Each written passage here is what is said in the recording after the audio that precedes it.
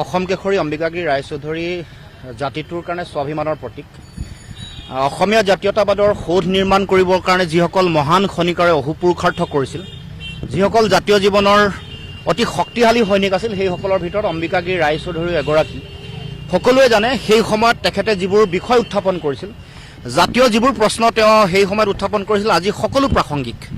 অবৈধ বিদেশীৰ আগ্ৰাসন আৰু বহিৰাগত বিভিন্ন শক্তিৰ আগ্ৰাসনে অসমৰ অৰ্থনীতি, অসমৰ ভাষা, সংস্কৃতি আৰু ৰাজনৈতিক অধিকাৰ নিঃশেষ কৰিব, সেইবোৰ বিষয় তেওঁ তেতিয়াই উল্লেখ কৰিছিল আৰু অসমৰ সমাজক তেতিয়াই সজাগ সচেতন কৰিছিল।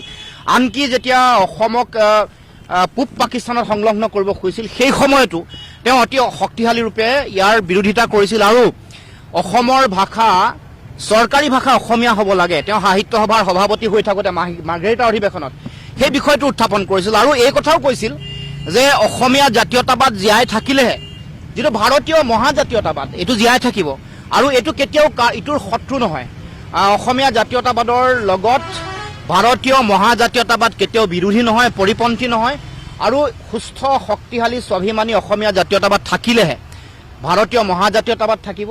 বিশ্ব যিটো মানৱতাবাদ, মহাবিশ্ব মানৱতাবাদ, এইটো জীয়াই থাকিব।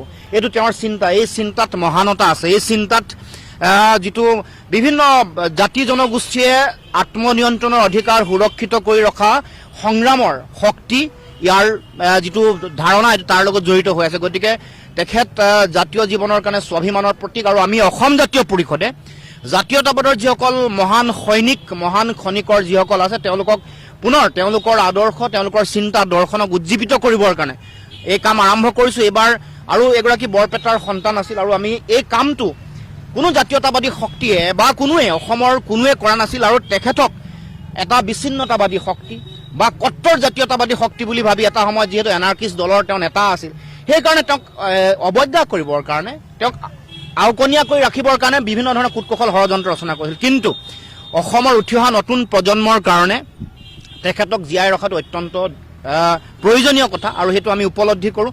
সেইকাৰণে আশা ৰাখিম আগন্তুক দিনত আমাৰ দলে অসমৰ প্ৰতিটো প্ৰান্তত তেখেতৰ এই আদৰ্শসমূহ, চিন্তাসমূহ আমি বিকশিত কৰিবৰ কাৰণে, সকলোকে দিবৰ কাৰণে আমাৰ ফালৰ দলৰ তৰফৰ পৰা সকলো ধৰণৰ চেষ্টা আমাৰ থাকিব।